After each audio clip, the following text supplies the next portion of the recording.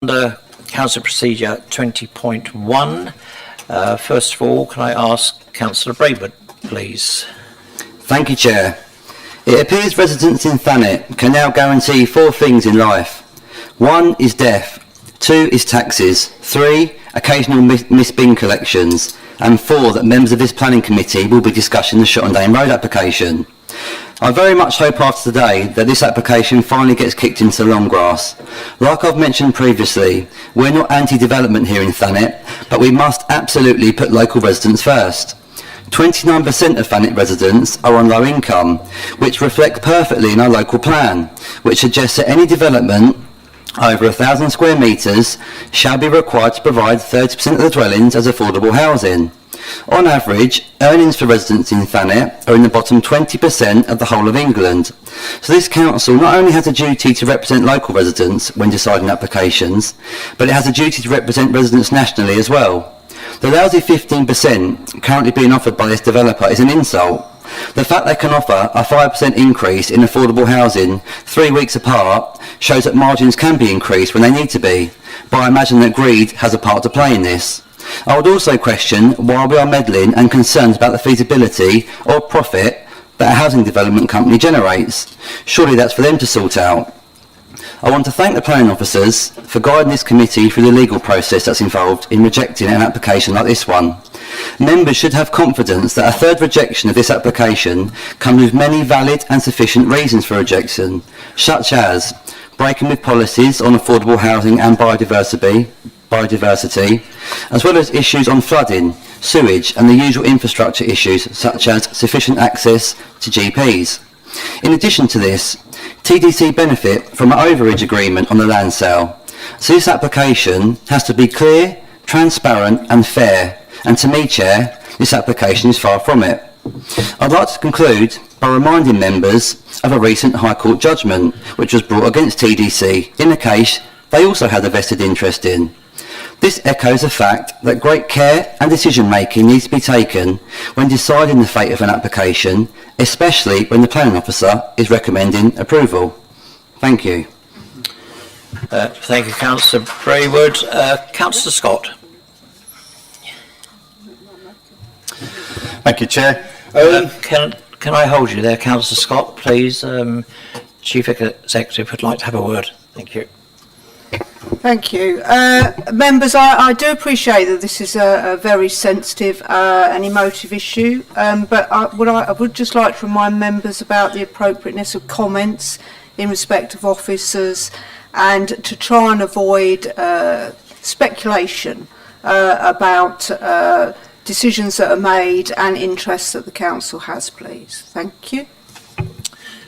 Thank you, Chief Executive. Councillor Scott, if you carry on, please. Thank you, Chair.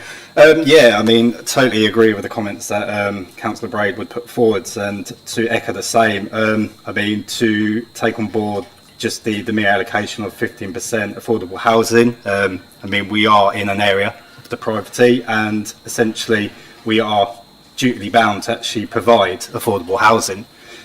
From what I've read from a recent report, that this potential uplift is based on the KCC Highways ring road approval, and in my opinion that certainly should not be the situation. If developers are interested in the land that they want to develop on, they should meet the terms and conditions of the local plan that was agreed by the council.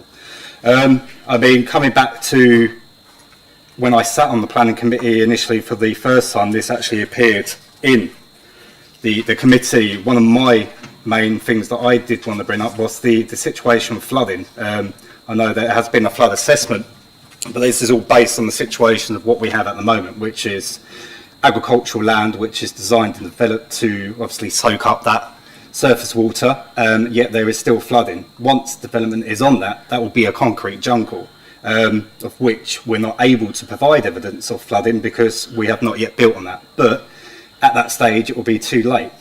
You'll be looking at potentially housing that could be affected by the flooding, and we could be pretty sure that these particular housing of affordability will be located, no doubt, by the areas of flooding.